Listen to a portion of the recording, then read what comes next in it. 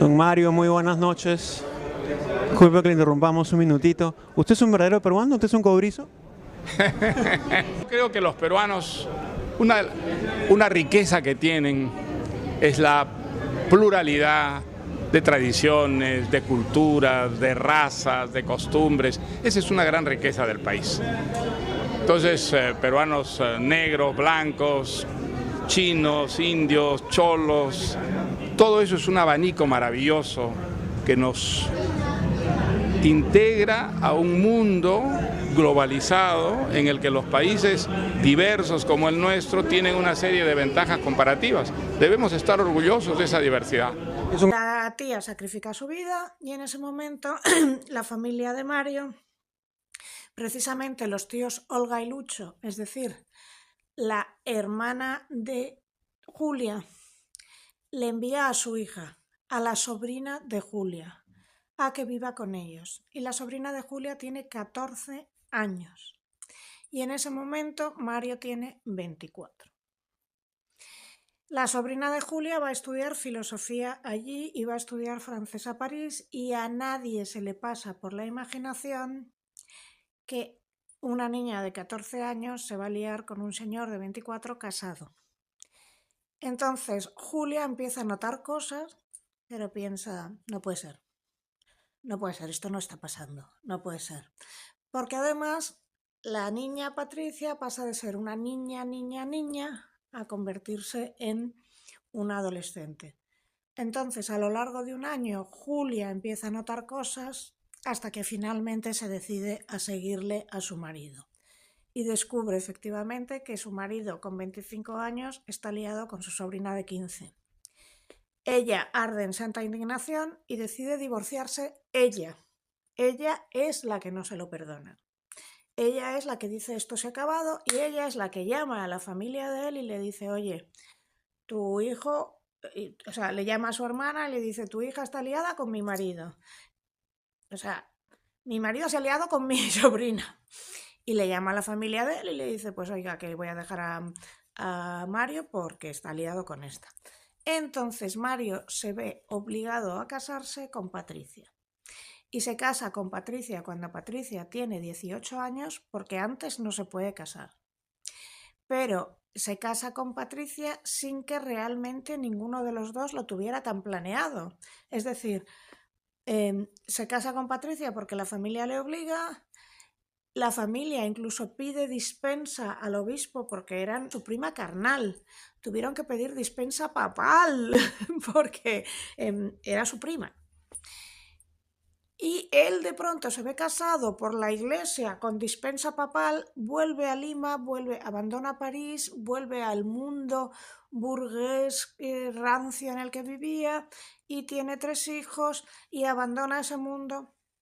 Tengo el dato de que en la historia de su familia, por Llosa, que es su única familia, como dice usted, en la historia de la familia hay 10 casos de matrimonios entre primos hermanos.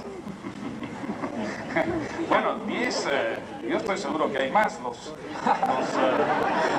Llosa han tenido siempre una tentación terrible por la familia, por eso que un poeta nicaragüense llama la carne contigua.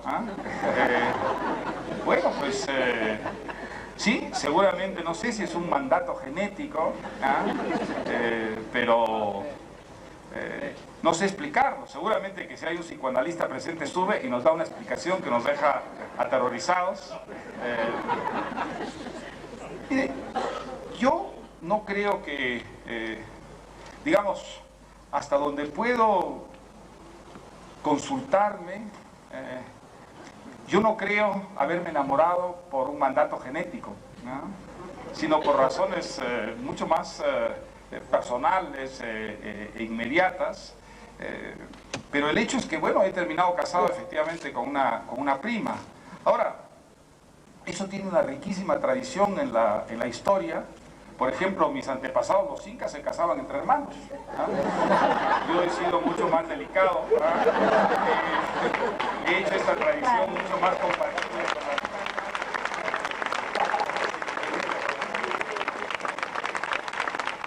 Ahora, voy a decir, María René, que si tu segunda quinta pregunta ya toca ese terreno. Yo no te dejo llegar a la quinta pregunta. No, de hecho, no. Su primo Coco Llosa me decía que los Llosa son extremadamente unidos y él cree que es por eso que se casaban entre primos, ¿no?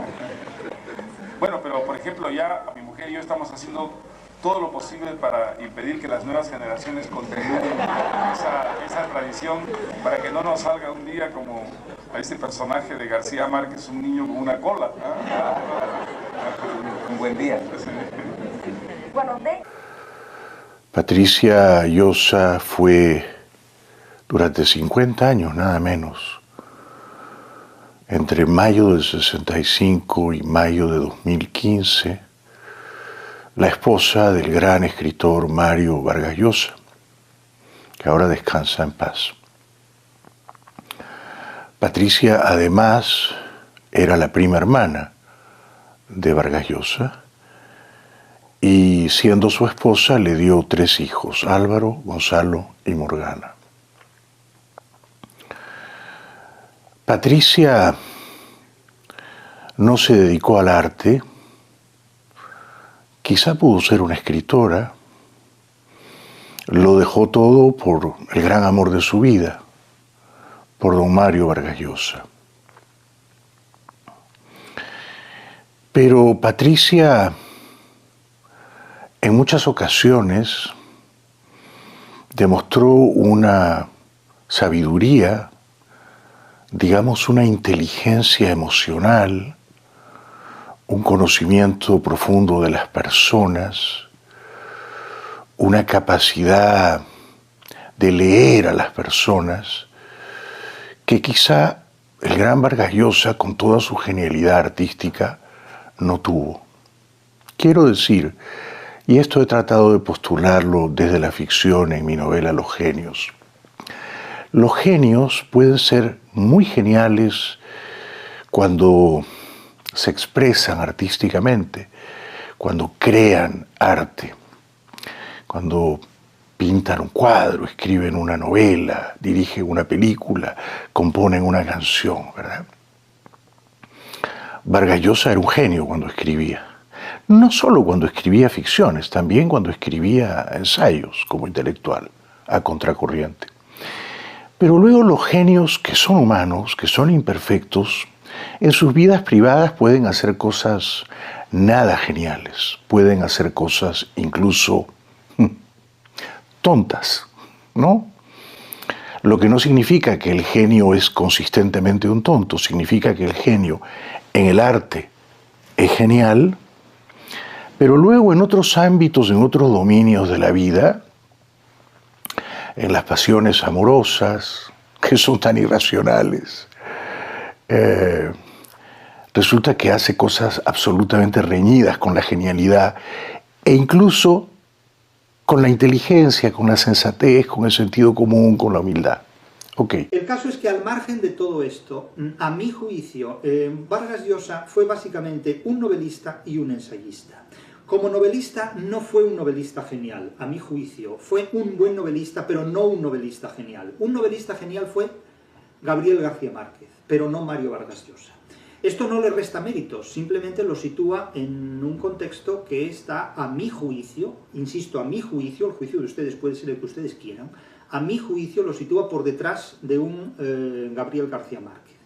Claro, automáticamente aquí algunos de ustedes dirán, bueno, es que usted es de izquierdas y por tanto juzga a Vargas Llosa mal porque es de derechas. Mire, yo no voy a entrar en estas cuestiones, ¿eh?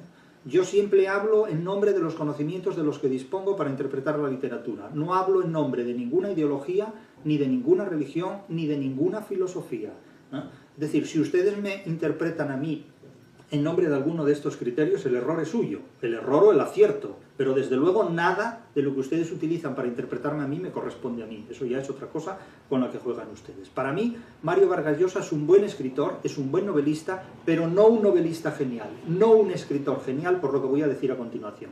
Y por otro lado, como ensayista, es mal ensayista. Es decir, escribe ensayos con una prosa de una gran calidad, tiene una gran capacidad retórica, una gran capacidad verbal, pero en un discurso vacío. Es decir, Vargas Llosa, como le ocurre a mucha gente, habla de todo, pero no dice nada. Habla de todo, pero no dice nada nuevo. En realidad se mueve siempre por terrenos conocidos, se mueve siempre en el contexto del kitsch. Le ocurre lo mismo que a Octavio Paz incluso que a Jorge Luis Borges, pero Borges tiene más brillantez todavía. Borges tiene un cinismo del que Vargas Llosa jamás hizo uso, jamás hizo gala, jamás hizo ostentación. Entonces, desde mi punto de vista, a mi juicio, Vargas Llosa está sobrevalorado como novelista y está sobrevalorado como ensayista. Pero la culpa no la tiene él, la culpa la tiene la crítica literaria y los poderes fácticos que lo han convertido en un crítico literario sobrevalorado y que lo han convertido también desde las exigencias del poder político en un símbolo de una determinada ideología como es la democracia liberal, en un gran instrumento al servicio de esa ideología como es la democracia liberal, la democracia como ideología y el subgénero liberal como una subcategoría de la democracia, y que también lo han convertido en un producto mercantil de alta rentabilidad. Y eso ha eclipsado enormemente la calidad literaria del propio Vargas Llosa, a la que se ha sobrevalorado considerándolo como un genio, cuando en realidad, a mi juicio, simplemente es un buen escritor y ya está. Pero la tía Julia era hermana de tu mamá. De mi mamá, porque yo soy Llosa Urquidi. Ok, entonces ella no tiene ningún vínculo con Mario. No consanguíneo, no, era simplemente una señora que llegó a visitar a su tía. Conoce a esta señora, ¿no es cierto? Y empieza la relación. Mi tía vino a visitar a su hermana Olga, ella estaba en Bolivia, y la vino a visitar a Lima porque mi madre vivía acá en Lima, ¿no? Fueron una primera vez al cine. Parece que con esa primera ida al cine hubo el clic.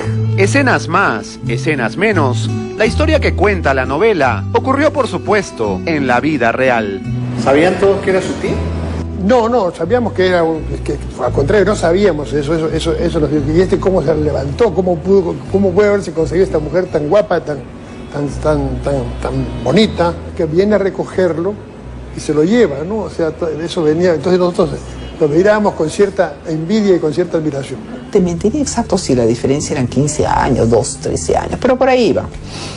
Pero ya venía una persona muy simpática, muy agradable, muy guapa. Nosotros la miramos, pues éramos chicos, pues no, entonces una chica de 14, 13 años la miraba, no, como que era ella. Y de una personalidad muy avasalladora, ¿no? Avasalladora total, ¿no?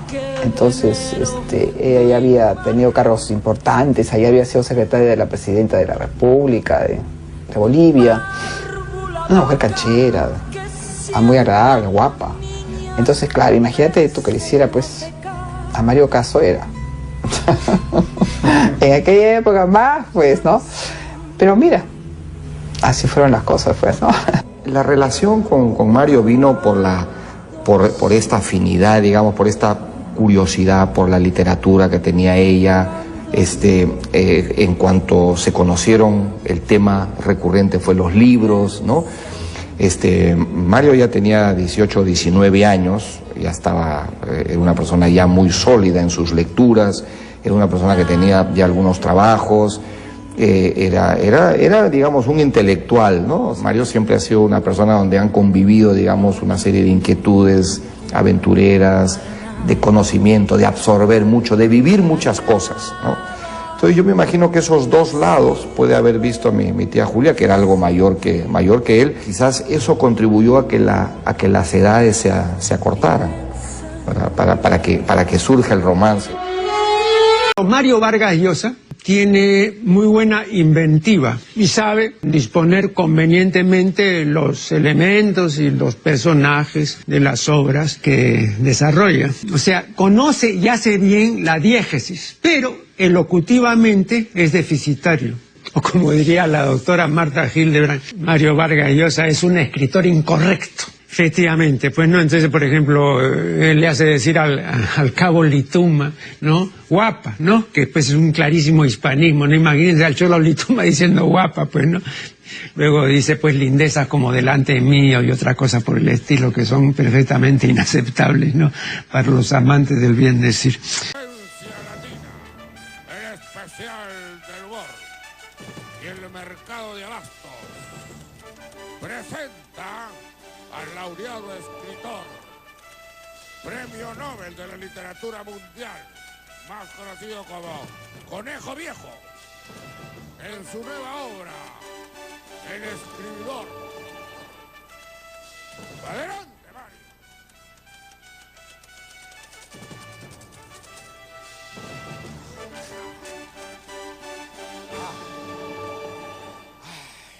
Bueno, voy a seguir leyendo, que es lo que más me gusta hacer. Es un placer leer un libro. Para mí leer un libro es como estar calato con una zamba en el telo. ¡Qué placer! ¡Qué placer!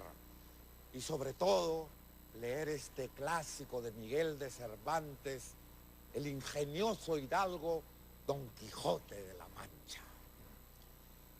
En un lugar de la Mancha, de cuyo nombre no quiero acordarme, no hace mucho tiempo vivía un hidalgo de los de lanza en astillero. Esta carta es de Gabriel García Márquez a Mario Vargas Llosa, 12 de noviembre de 1968. García Márquez le dice a Vargas Llosa: tal vez yo me siento menos pesimista que tú, en general, porque soy fatalista. Nixon no puede ser peor que Johnson. Brezhnev no puede ser peor que Stalin. Los militares del Perú no pueden ser peores que Belaúnde. Nada puede ser peor que nada en este mundo de mierda. Y con absoluta seguridad, nuestras próximas novelas serán mejores que las últimas. No veo, pues, por qué tenemos que suicidarnos ahora si no lo hicimos el año pasado. Típico de García Márquez, ¿no? Maravilloso. Yo, por mi parte, estoy hasta los... Dice, yo, por mi parte, estoy hasta los cojones de Gabriel García Márquez. Habla de sí mismo en tercera persona. Harto de lectores noveleros, de admiradores idiotas, de periodistas imbéciles, de amigos improvisados, y ya me cansé de ser simpático y estoy aprendiendo muy bien el noble arte de mandar a la gente a la mierda. García Márquez. Qué bien, ¿no? Qué bien. Es un arte que aprendió. Aquí tienes el file de García Márquez, tu correspondencia con Gabo. Sí. Bueno, pues yo a García Márquez lo conocí antes por carta que en persona. Cuando nos conocimos en persona, que fue en Caracas durante un congreso literario, ya habíamos intercambiado muchísimas cartas. Yo vivía en Londres y él vivía en México, y nos escribimos varias veces, y aquí debe estar toda esta correspondencia, con una idea que él tuvo de escribir una novela a 4 manos sobre la guerra peruano-colombiana que tuvo lugar en la selva por la localidad de Leticia. Cambiamos muchas cartas sobre cómo escribiríamos la novela a 4 manos, él haría la parte colombiana, yo haría la parte peruana, y finalmente pues el proyecto se desvaneció, se deshizo, nunca llegamos a...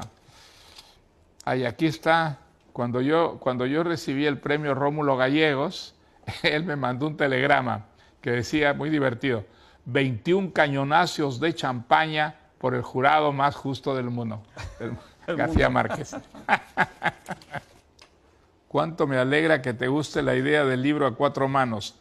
A mí me parece fascinante y creo que difícilmente se puede concebir una fábula más inverosímil y desternillante que este esperpento histórico.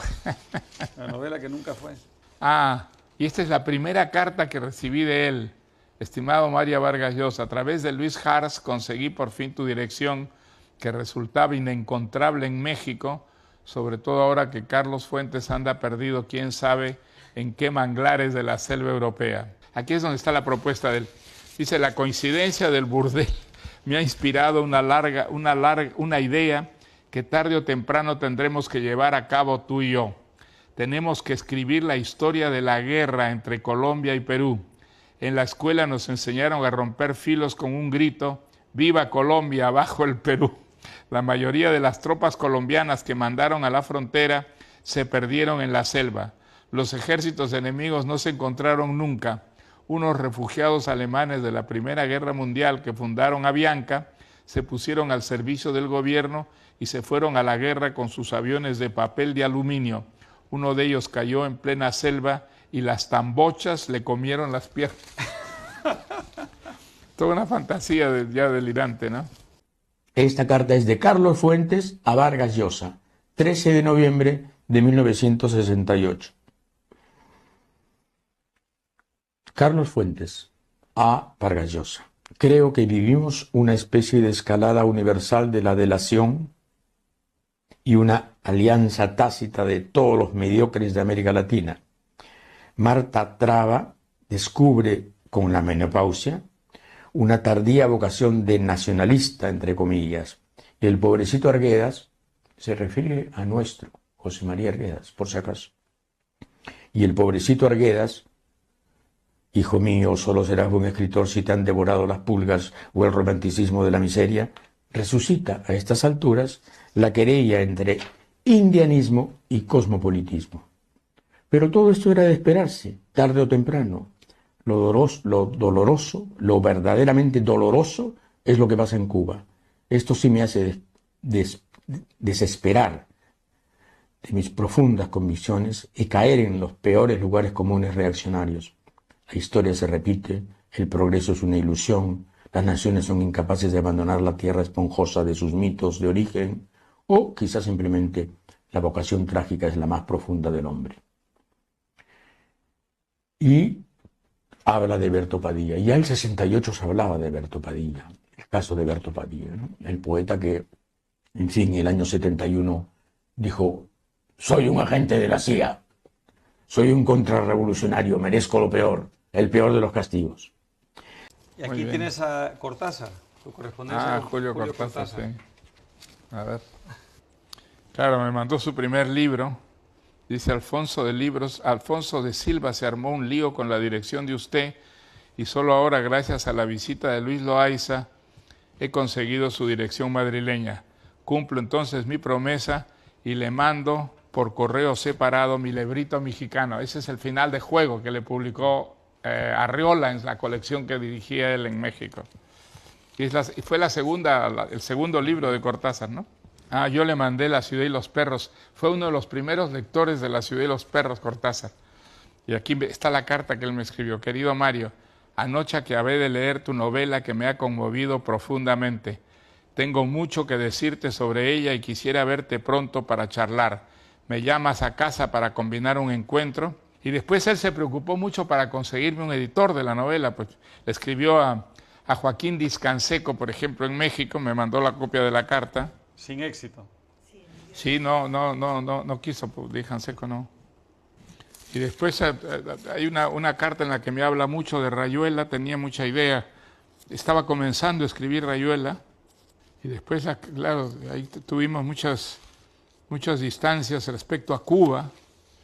Aunque nunca nos peleamos y nos distanciamos a partir de la diferencia sobre Cuba, ¿no?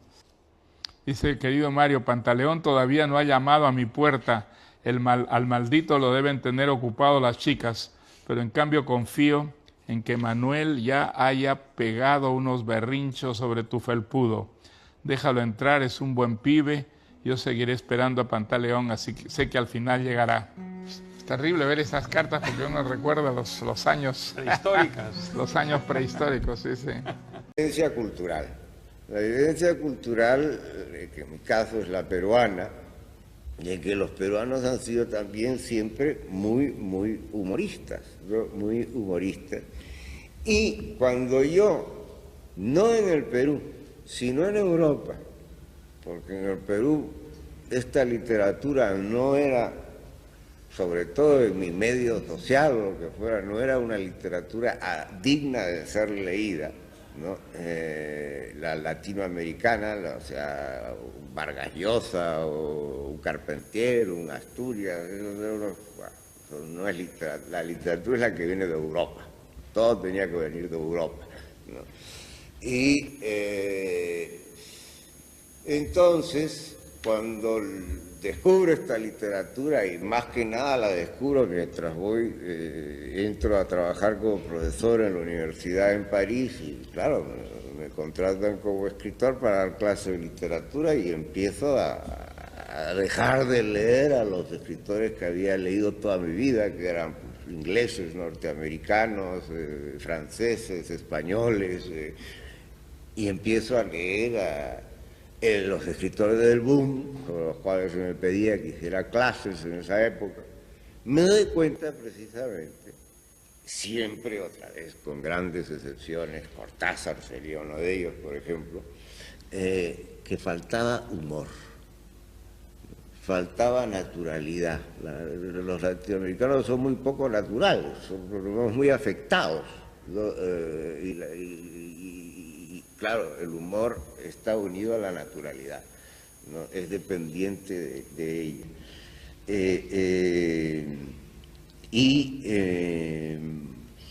Pues realmente vi que todas las novelas eran graves, ¿no? La muerte de Artemio Cruz, una tragedia mexicana, todo era gravísimo, y que el humor no había entrado a esa literatura, ¿no? Y yo tengo una gran discusión teórica con Mario Vargas Llosa en París en esa época.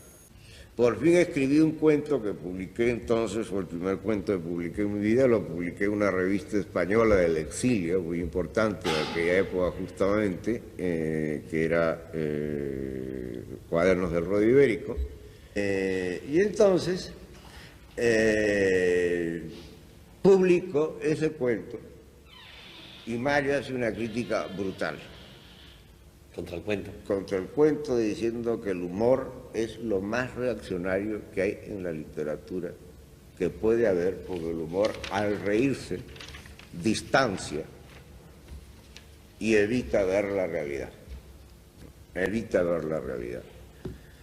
Luego, en el concurso Biblioteca Breve, que no se falló ese año, donde estaba él de jurado y García Márquez, donde presenté yo mi primera novela, Un mundo para Julius, y que no se adjudicó porque Carlos fue expulsado del editorial Seix Barral, entonces el jurado, en solidaridad con él, pues se marchó con él y yo publico con Carlos. En fin, empieza la aventura editorial con Carlos Barral, ya no con Seix Barral, Carlos es editor independiente, etcétera, etcétera.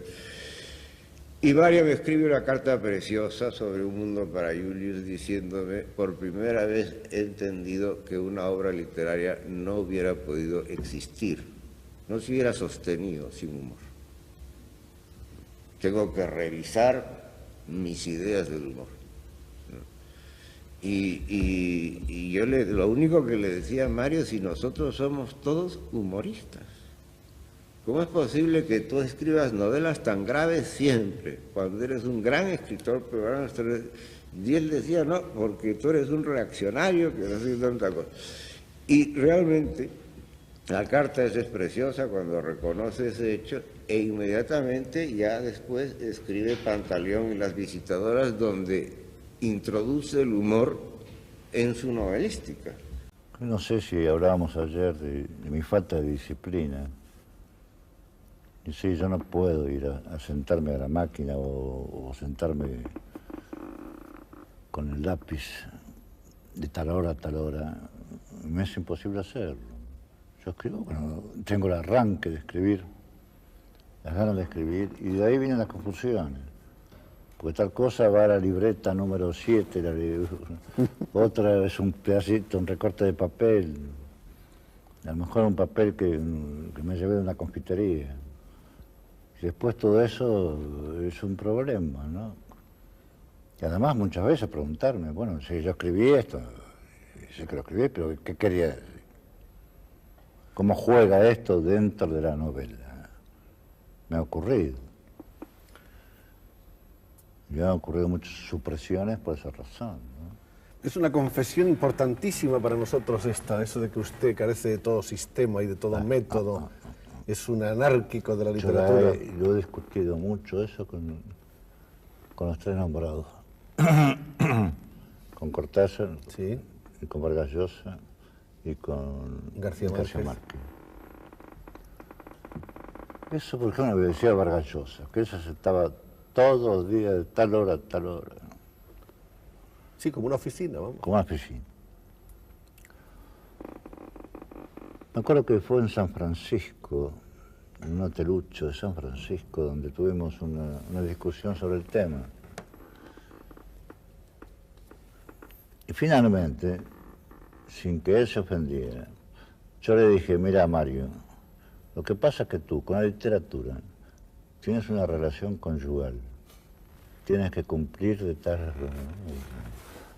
Y para mí era una relación con un amante. Cuando tengo deseos de escribir, entonces escribo, locamente, absurdamente, lo que sea. Bueno, por suerte no se ofendió, porque como... Concibes un poco que hay un paralelismo entre la salida con la fuerza que tuvo el mambo en la década del 50 y a partir de la década del 70, lo que es, como se denomina, la música salsa. ¿Tú crees que hubo un tiempo donde estuvo dormido este movimiento musical y luego ha vuelto a surgir? Yo creo que hay algo de eso, aunque la verdad pues hablo un poco por adivinación y por oídas respecto a lo que representa hoy día la salsa para la generación más joven, ¿no? Pero en cambio sí creo que puedo hablar con conocimiento de causa sobre lo que representó para mi generación la llegada del mambo al Perú. Eso es algo que realmente constituyó una verdadera revolución ahí a fines de los años 40, comienzos de los años 50. Realmente una verdadera revolución, y no solo en el campo musical, sino en cierta forma en el de las costumbres, ¿no? El mambo produjo una especie de entusiasmo, de exultación, y en cierta forma también como una gran liberación de las costumbres y de las maneras, no solo de las maneras de bailar, sino también de las maneras de tratarse entre chicos y chicas. Hubo como una especie de asunción del cuerpo propio. Es la época en que se empezó a bailar haciendo figuras, por ejemplo, y a veces algunas pues sumamente elaboradas, y hubo como una democratización del baile en el Perú, porque todo el mundo bailó mambo. En el baile del mambo creo que se encontraron todas las clases sociales, todos los barrios. Yo recuerdo sobre todo esos carnavales, no sé si del año 50 o 51, cuando vino Pérez Prado por primera vez a Lima. Y realmente creo que la ciudad entera, y a lo mejor el país entero, no hizo sino bailar mambo los 3 días de carnavales. No sé si la salsa ha representado algo parecido, pero en todo caso sí creo que entronca un poco con el fenómeno de lo que fue la música caribe en los años 50, ¿no? Mario, tú estuviste en este movimiento del año 51-52 porque me acuerdo de cuando se abrió el programa de la Torre de Babel, tú dijiste que los muchachos en esa época dedicaban el tiempo a las chicas y al fútbol. Y cuentas tú la llegada de Pérez Prado un poco al Hotel Bolívar. Sí. ¿Cómo recibió esa juventud a Pérez Prado? Bueno, mira, la llegada de Pérez Prado, que llegó en avión al antiguo aeropuerto de la Corpac, donde está hoy día el Ministerio del Interior, bueno, fue un acontecimiento. Es decir, yo creo que pocas veces en Lima ha habido una manifestación tan absolutamente masiva y entusiasta como la que recibió a Pérez Prado. Yo me acuerdo con mis amigos del barrio, ahí en Miraflores, en la calle Diego Ferré y la calle Colón, pues nos preparamos con días para esta llegada y fuimos absolutamente en masa, donde había una congregación de gente realmente extraordinaria. Y Pérez Prado pues fue llevado en automóvil descubierto a paso de procesión por esta inmensa muchedumbre desde la Corpac hasta el Hotel Bolívar. Y realmente eran, bueno, no sé cuántos, pero muchos miles de personas, sobre todo jóvenes, de todas las clases sociales, y en un estado de verdadera exultación, porque encima de la música que era el mambo, que tenía enorme encanto y que era una música de una gran alegría, creo que había algo como simbólico, una especie de reconocimiento mutuo a través de esa especie de símbolo que fue Pérez Prado. Es para mí uno de los recuerdos realmente importantes de mi juventud. Hubo pues, bueno, un enorme interés en todos los programas que fueron seguidos masivamente, y hubo hasta un campeonato nacional de mambo en la Plaza de Toros que el arzobispado prohibió, sin mucho éxito, porque la gente pues de todas maneras fue en masa a la Plaza de Hacho a ver el campeonato nacional de mambo, y para mí ha quedado como uno de los hitos de esos años que hoy día nos parecen vertiginosos, los años 50, ¿no? Mario. Esta es la carta de Mario Vargas Llosa, para terminar, a Carlos Fuentes, noviembre del 71, 10 de noviembre de 1971. Antes le pide contestar una encuesta que están haciendo y dice: me exonero a mí mismo de contestarla, dice Vargas Llosa. Mi querido viejo, porque en estos momentos no estoy en condiciones de hablar con un mínimo de lucidez sobre lo que ocurre en el Perú. Tengo una verdadera olla de grillos en la cabeza. De un lado, me parece evidente que este régimen de generales progresistas es lo mejor que podía habernos ocurrido. Algunas reformas, como la agraria y la industrial, la política internacional y la nueva política educativa, son realmente profundas y constituyen un verdadero cambio de estructuras. La vieja oligarquía, dice Vargas Llosa, de grandes latifundistas y banqueros, ha sido quebrada en dos y ya nunca levantará cabeza. Pero de otro lado, te confieso que me entusiasma muy poco ver el país literalmente ocupado por coroneles, mayores, capitanes y tenientes que se han instalado en toda la administración pública, que todo lo dirigen y saben y que no piensan moverse de donde están por mucho tiempo. Pero es curioso, ¿no?, ver el entusiasmo, y dice: pienso que a la larga y desde la perspectiva de las mayorías, el balance, se refiere al balance del gobierno militar, el balance será positivo. A tropezones, esto está modernizando al Perú y haciendo de esta mugre una sociedad algo más justa. Ese era el sentimiento de Vargas Llosa en 1971, noviembre, pleno gobierno de Juan Velasco. Era un hombre muy sobrio, ¿no es cierto?, muy austero. Entonces Vargas Llosa lo fue a visitar una vez, a mitad de los años 80, ¿no es cierto? Ustedes pueden leer esto que les voy a contar en la entrevista que le hicieron a Vargas Llosa en Paris Review, en la revista Paris Review, que creo que está traducida. Es una entrevista a Vargas Llosa donde, entre otras cosas, cuenta lo que le pasó con Borges, y lo cuenta un poco, no diría preocupado, porque no creo que se preocupe Vargas Llosa, pero sí un poco inquieto, yo diría, ¿no? Lo fue a ver, y yo ya les dije que con Borges uno inmediatamente se sentía cómodo, y muchos amigos han metido la pata por eso, porque se sienten cómodos. Y entonces Vargas Llosa estaba hablando con él y le dijo: Borges, ¿pero cómo puede ser que usted viva en este departamento? Porque Borges efectivamente vivía en un departamento muy modesto, que algunos de nosotros conocemos, un departamento de 3 ambientes, donde había goteras. Entonces había una palangana y caía la gota. Y Borges estaba lo más tranquilo, tenía una piecita ahí, ¿no? Entonces Borges se levantó y le dijo: bueno, que le vaya muy bien, nosotros dice, los caballeros argentinos no hacemos alarde, le dijo. Entonces Vargas Llosa lo cuenta, ¿no? Y al día siguiente Borges decía: vino un peruano que debe trabajar en una inmobiliaria, porque quería que yo me mudara, dice. ¿Ha leído usted García Márquez? Sí, he leído 100 años de soledad, uno de los grandes libros, no solo de nuestro tiempo, sino de cualquier tiempo. Yo no conozco otros libros de él. ¿Y Vargas Llosa? No, no lo conozco. En este momento, si hubiera que preguntarle cuál es el escritor más grande que ha dado antes de usted, de todos los que usted ha conocido, de todos los que usted ha leído, bueno, no sabemos los que vendrán después, ¿cuál es el más grande escritor, el que más le ha impresionado? ¿En el mundo? Sí. Y bueno, hay su favorito. Bueno, hay un joven, Virgilio, que promete mucho, ¿eh? Al que ha bautizado con el nombre de Beppo, porque nos dijo, así se llamaba el gato de un poeta inglés que admira, Lord Byron.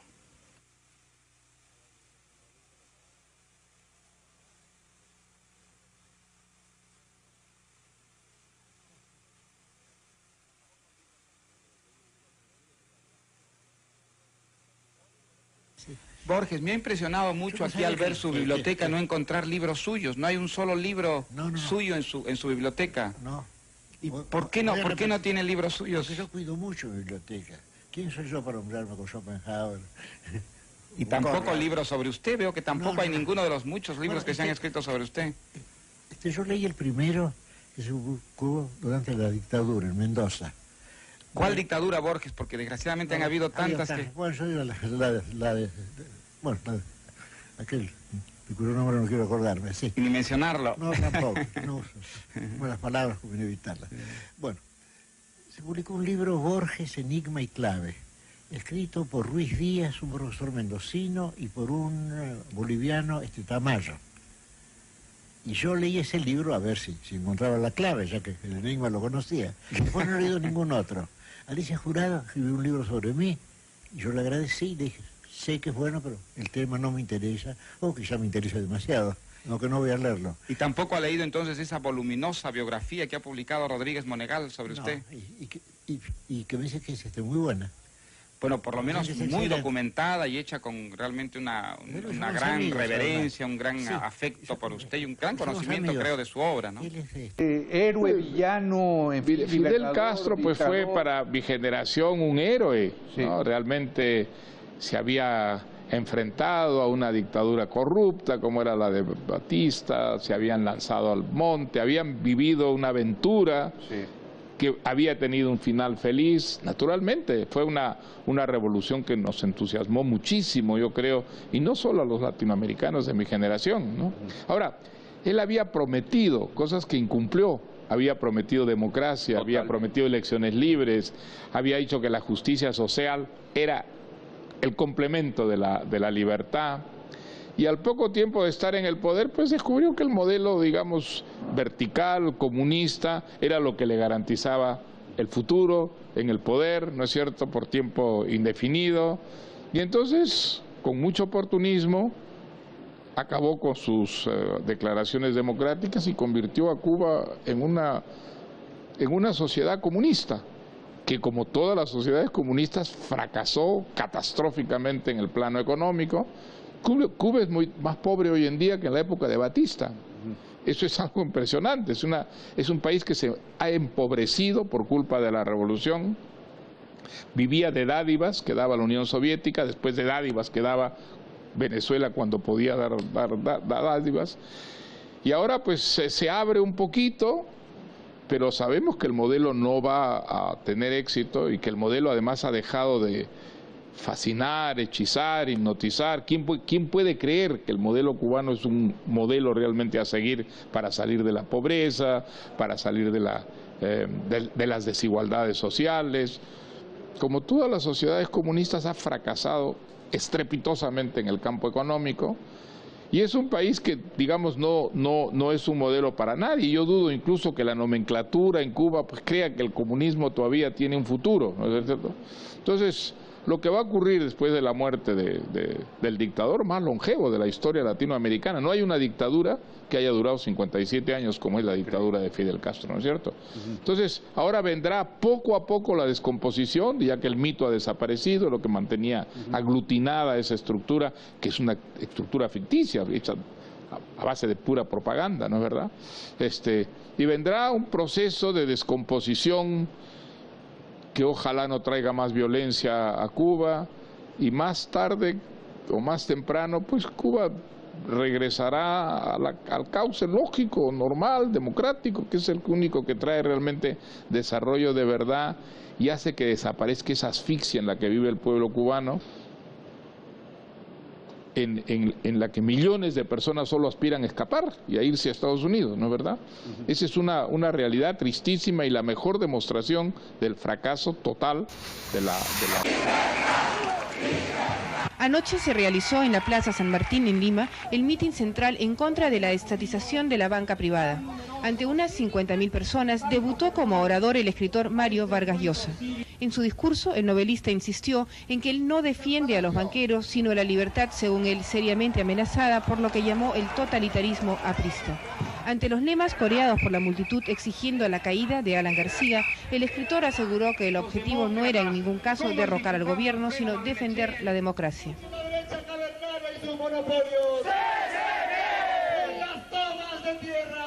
A la misma hora y a unas 5 cuadras de distancia se veía otra cara del Perú, la izquierdista Confederación Campesina del Perú, que agrupa un 70% del campesinado, inauguraba su 7º congreso. El ambiente de fiesta no ocultaba un marcado tinte antigobiernista. Los campesinos apoyaron la estatización, pero con participación de los trabajadores en los directorios. Las críticas cayeron duramente sobre Vargas Llosa. Que aquí se vayan a contar su cuento y su novela a otro sitio, porque nosotros no se la creemos. Entre dos fuegos y a la misma hora, Alan García realizaba en Lima otros 2 mítines. Se calcula que ha convocado a unos 30 en los últimos 10 días. El presidente defendió la estatización como un medio de eliminar las diferencias sociales que podrían conducir finalmente a una revolución marxista. También fue muy duro con Vargas Llosa. Porque que se utiliza el término libertad solamente para 4 banqueros. Es que 4 banqueros son los dueños de la libertad del Perú. Es que 4 banqueros son los dueños de la democracia del Perú. Yo vengo a decirles que el pueblo votó para que la democracia y la libertad sean de todos los peruanos, sin ninguna excepción. Decidió levantar su voz. La propaganda oficial dijo que esta noche solo vendrían a la Plaza San Martín 4 banqueros y algunos pitucos. Y yo, que desde esta tribuna veo un mar de cabezas y banderas que se pierden en la noche, le respondo: ojalá hubiera tantos banqueros en el Perú, porque entonces nuestro país sería un país próspero, con trabajo y con riqueza, y no el país pobre y atrasado que es.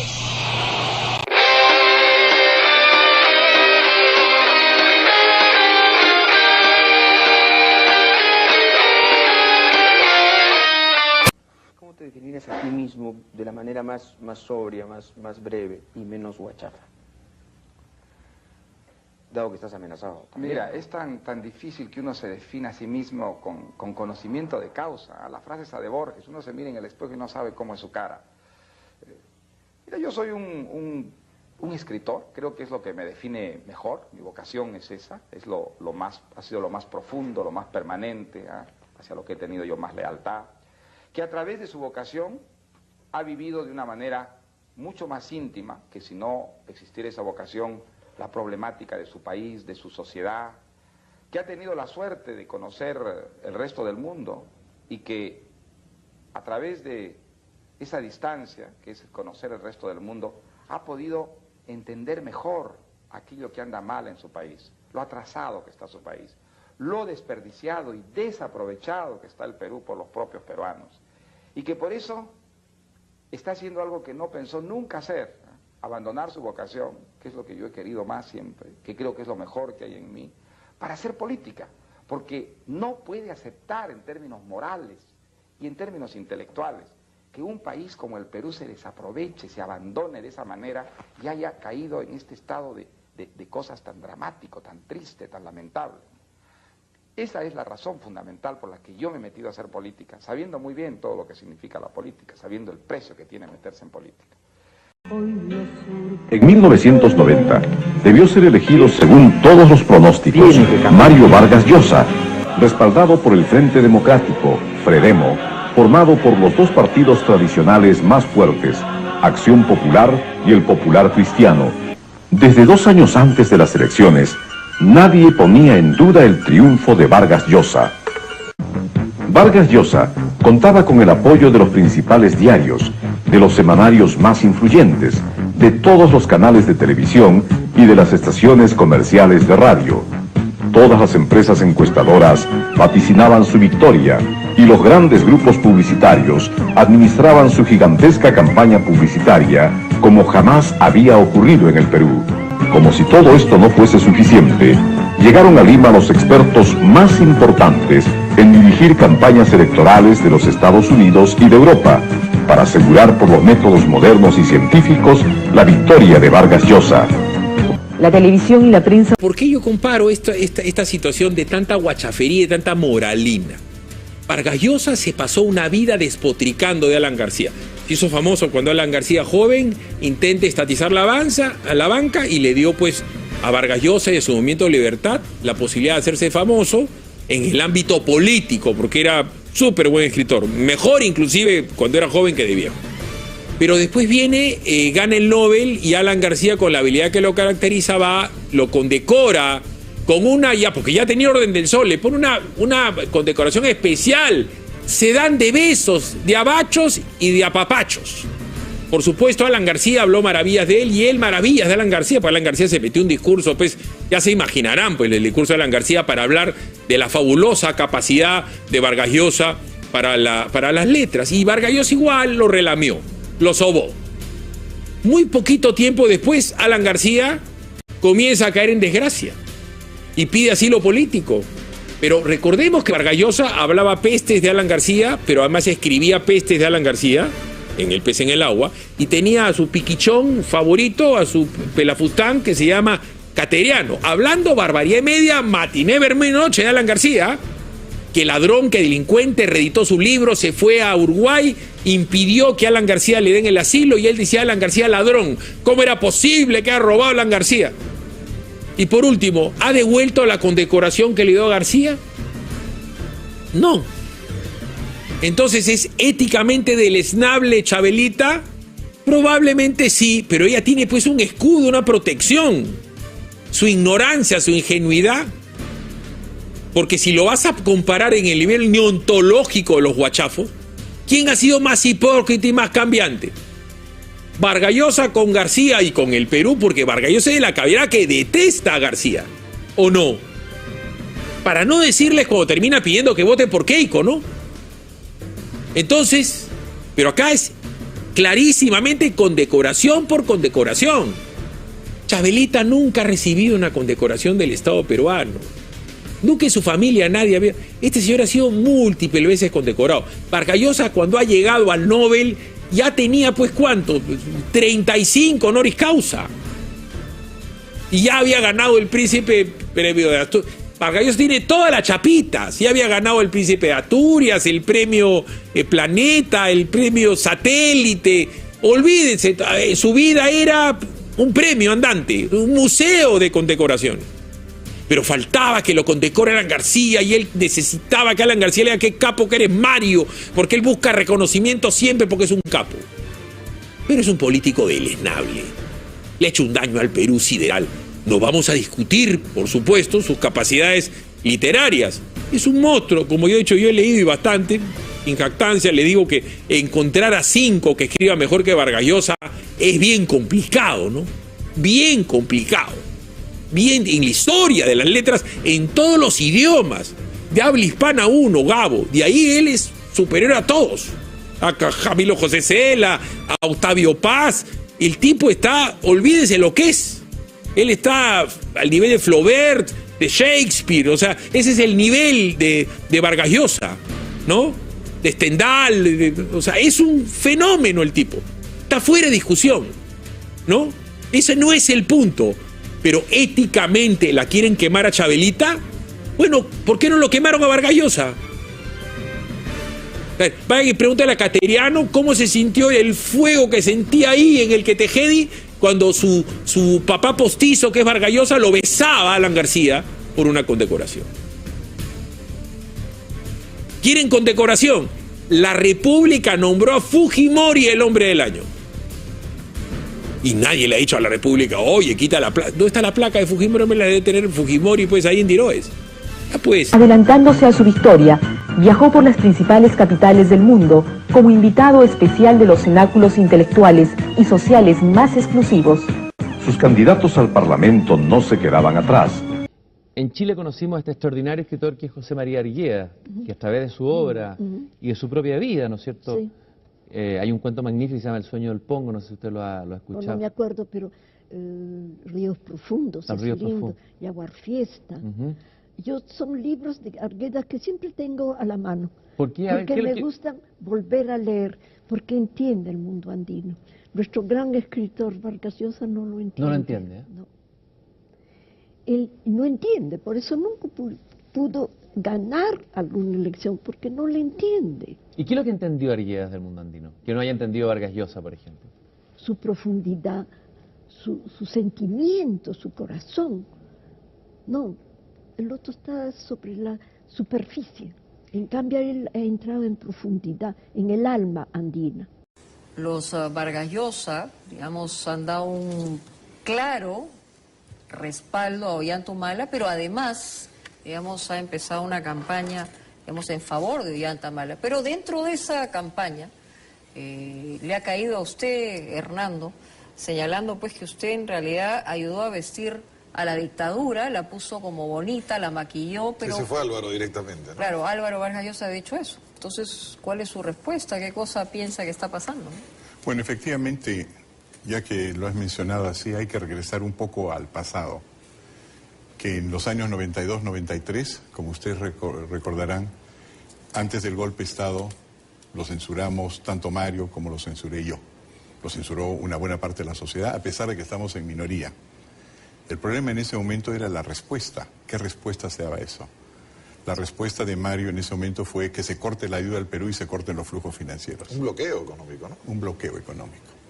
Y en lo que se refiere a nosotros, tratamos de encontrar cuando se nos pidió de los dos lados, de la Organización de Estados Americanos por un lado y por otro lado el presidente Fujimori mismo, tratamos de encontrar una salida que significaba una reapertura democrática con lo que es hoy día la Constitución de 1993, la creación del CCD, y que no se le corte al Perú ningún fondo, sino que avancemos hacia una sociedad que, dicho ese paso, es la que nos gobierna hoy. Bueno, 1993. Ustedes han trabajado en Haití y han visto lo que es un bloqueo económico. ¿Puedes contar un poco lo que es? Y podemos contar la lo que gasolina, es. $70. Correcto. 70, la idea 70 era, soles, la idea era evitar que le pase al Perú lo que había pedido Mario, lo que había pedido Mario y que le pasó efectivamente a Haití. Entonces, la idea aquí es la siguiente.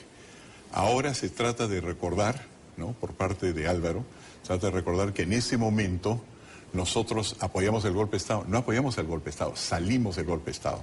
Entonces regresamos hoy día al año 2011 y la pregunta, y lo que nos estamos dando cuenta es que esta arremetida que a la cual te has referido, Mónica, es una arremetida cuyo objetivo no es el promover a Ollanta, que a nosotros nos parece muy bien, de eso se trata la democracia, formar opinión, sino una de restar nuestra credibilidad. Razón por la cual yo no tengo ningún problema en enfrentarme con los Vargas Llosa, pero que no me pongan el hijo al frente, que entre el padre, pues que está detrás de usted todos. quiere la bronca con el padre, no el hijo. No, es que es muy sencillo. Para el hijo y para su edad, nosotros en el instituto ya tenemos 3 candidatos. Yo estoy capaz de adoptar un hijo bien pronto para que se lo enfrente a Álvaro. Yo lo que quiero es que la persona que me acusó en su libro, entre otras cosas, de haber participado en un golpe de Estado, que no es absolutamente cierta, sea el que me enfrente y no sencillamente mande mensajes spots desde O sea, Madrid. ¿usted estaría dispuesto a debatir con Mario Vargas Llosa en esta circunstancia qué cosa?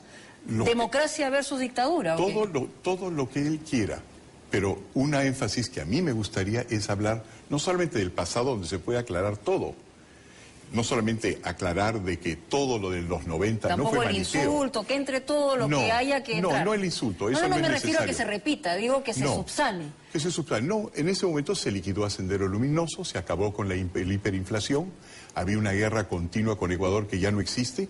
Es cuestión de poner las cosas en su sitio, pero sobre todo me interesa el futuro. Ahora los Vargas Llosa están apoyando un golpista, ¿no? Lo acusan usted de golpe del 92, pero Ollantumala intentó el andahuaylazo y estuvo... Así es, sí, pero yo tengo... El señor Vargas Llosa es esencialmente, diría yo, un hijo de puta. Perdóname, por favor. ¿Cómo? Se lo vuelvo a repetir en buen peruano. Es un hijo de puta. Mundial lo entrevistaban todos los días, a toda hora. Como el mayor escritor peruano. Porque cuando se habla de Vargas Llosa se dice con justicia el mayor escritor vivo del Perú. Pero si consideramos vivos y muertos, habría que pensar en algunos otros, sobre todo en José María Arguedas, un hombre que lo hizo cambiar a uno en su mirada al Perú.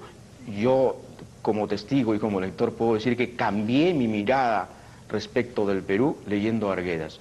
Yo tenía un concepto completamente distinto. Arguedas me lo hizo cambiar.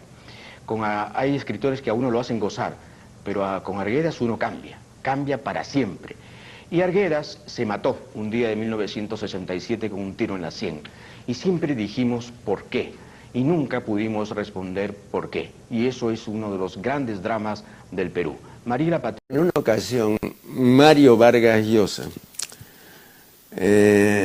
refiriéndose a la doctora Hildebrand, dijo que Marta Hildebrand era una lingüista muy conocida en el cercado de Lima.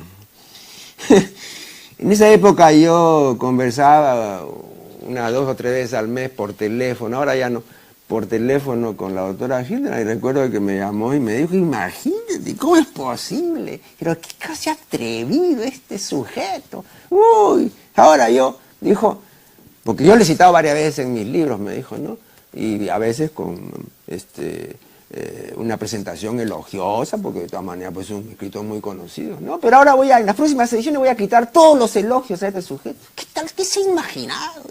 ¿No? Claro, imagínense que le dijo que había dicho pues, que era muy conocida aquí nomás, ¿no? Ajá. Bueno. ¿No quiere que Keiko sea presidenta?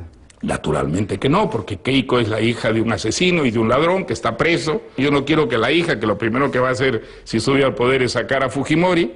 Sigue metido en política, usted fue fundamental. No, como un, digamos, bueno, como un comentarista, como un crítico, defiendo ciertas opciones, pero digamos cargos políticos no he aceptado nunca. ¿Y no quiere que Keiko sea presidenta? Naturalmente que no, porque Keiko es la hija de un asesino y de un ladrón que está preso, juzgado por tribunales civiles, con observadores internacionales, condenado a 25 años de cárcel por asesino y por ladrón. En el 90 usted... Dentro de unos días vamos a ser llamados a votar una vez más para reemplazar a nuestro presidente de la República, para elegir al que nos gobernará los 5 años subsiguientes. Keiko Fujimori, que quedó segunda en la primera vuelta de las elecciones, a 6 puntos del ganador. En estos días, recorriendo el norte del Perú y parte de la Amazonía, ha conseguido, según algunas encuestas, alcanzar al ganador. Creo que estas son las elecciones probablemente más importantes de la historia del Perú. ¿Por qué? Porque en ellas, a diferencia de lo que ha ocurrido en otras, no vamos a elegir a unas personas, sino vamos a optar por un sistema.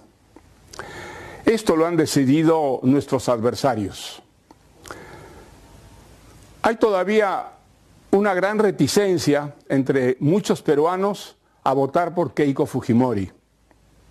Yo los comprendo.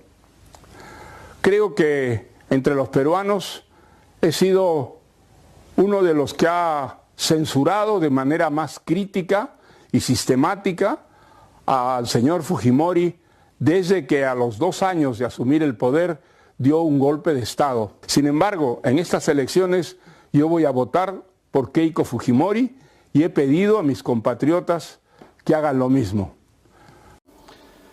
La Casa Verde es una novela que plantea una temática completamente distinta y en la que al parecer Vargas Llosa ya no vive solo de sus recuerdos, de sus vivencias infantiles, sino que tiene ya que incluso investigar de cerca hasta la atmósfera, el ambiente, la zoología, la botánica. ¿Es así o no?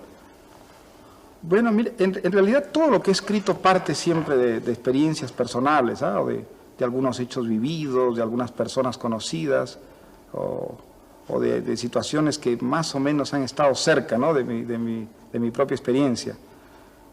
En realidad eso ha ocurrido en todo lo que he escrito hasta ahora de ficción. Lo que pasa es que eso, bueno, nunca se queda ahí, es decir, siempre ese es un punto de partida simplemente y luego después ya eso se mezcla con elementos puramente imaginarios. En la Casa Verde la mitad de la historia está situada en Piura y está escrita casi exclusivamente con la memoria y con la nostalgia, ¿no? Ahora, la otra parte de la historia que ocurre en la selva sí me exigió una cierta documentación, porque la selva yo la conocía de una manera muy superficial, ¿no? Había estado ahí, sobre todo cuando hice la primera versión de la novela, había estado apenas 3 semanas, y entonces tenía una gran inseguridad. Cada vez que situaba la historia en la selva, pues tenía muchas dudas, y entonces traté de suplir un poco esa falta de conocimiento de la selva con lecturas y con investigación, ¿no? Pero en realidad siempre ha sido una mezcla de ambas cosas, de hechos vividos y hechos imaginados, todo lo que he escrito, ¿no? Yo no creo que podría escribir una historia puramente imaginaria, exclusivamente utilizando la fantasía, ¿no?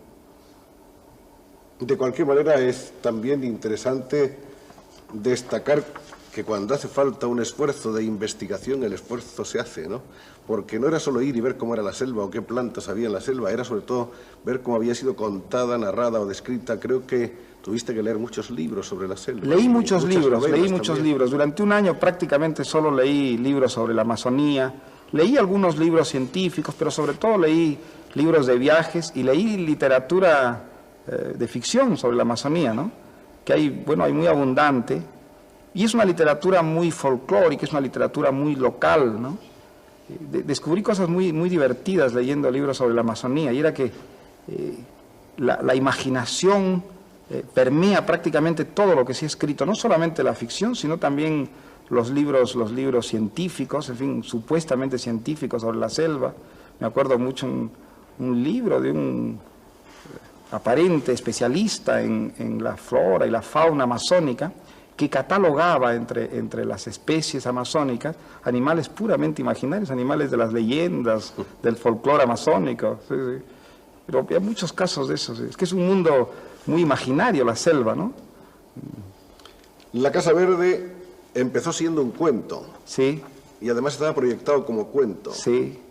Y el cuento fue desbordando todas las previsiones y convirtiéndose, creo, en un momento en un mamotreto de 1000 y pico de páginas, ¿no? Sí, sí. Bueno, casi todo lo que he escrito siempre ha nacido como una historia muy pequeña que luego va germinando y creciendo y mezclándose con otro tipo de historias. Y luego, más bien, el trabajo que tengo ya es cortar la historia y dejarla reducida a proporciones pues presentables, ¿no?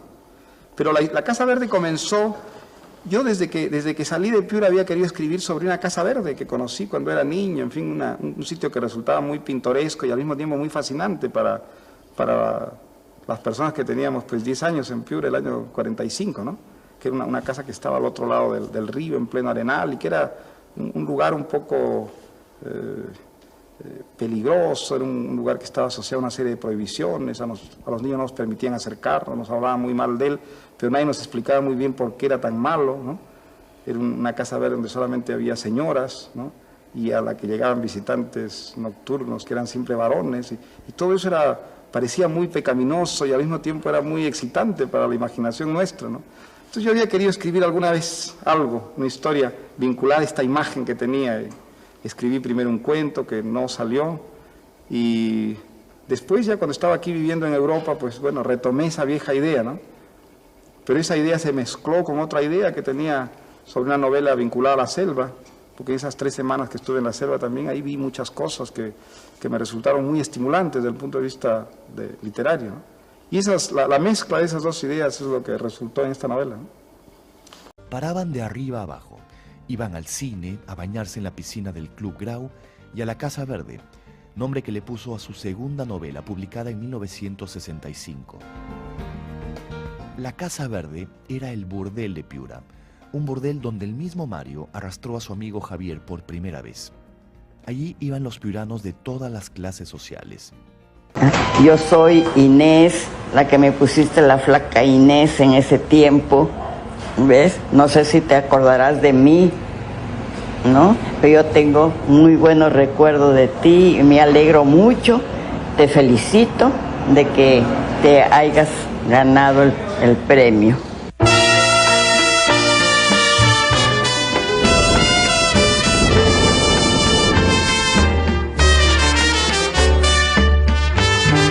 Ella no es precisamente la señorita de Tacna, tampoco la chunga, ni mucho menos la chuchupe. Esta venerable dama piurana no tiene absolutamente nada que ver con Pantaleón, de modo que tengan la amabilidad de no confundirse de novela, pues vaya que se trata de otro entrañable personaje vargasllosiano en busca de su autor. La Casa Verde era una casa republicano, de material medio, de caña revestida, puerta de madera, de un solo piso. Era como una casa, ahora que las acondicionaban y tenían sus cuartos las chicas, ¿ya? Y entonces a la hora que querías convivir con ellas, pues te abrían la puerta, llegabas a un trato con ellas y entrabas con las chicas, ¿eh? Nosotros íbamos en bicicleta al mediodía. De tercer año y medio íbamos ahí, muchos de Piura. Entonces íbamos, conversábamos, jugábamos casino con las pupilas. Y hacíamos favores y nos daban favores. Ellos agarraban, pagaban 100 soles por cada chica que quería salir. Por ejemplo, si esa chica no podía estar ahí, querían ellos llevársela a jaranear a otro sitio. Sí, pagaban su salida. ¿Y cuántos cuartos habría más o menos? ¿Recuerda? Habrían 18. Qué casualidad. Ya no. ¿Por qué? ¿Por qué? Ya no. Pero ¿por qué no, Mario?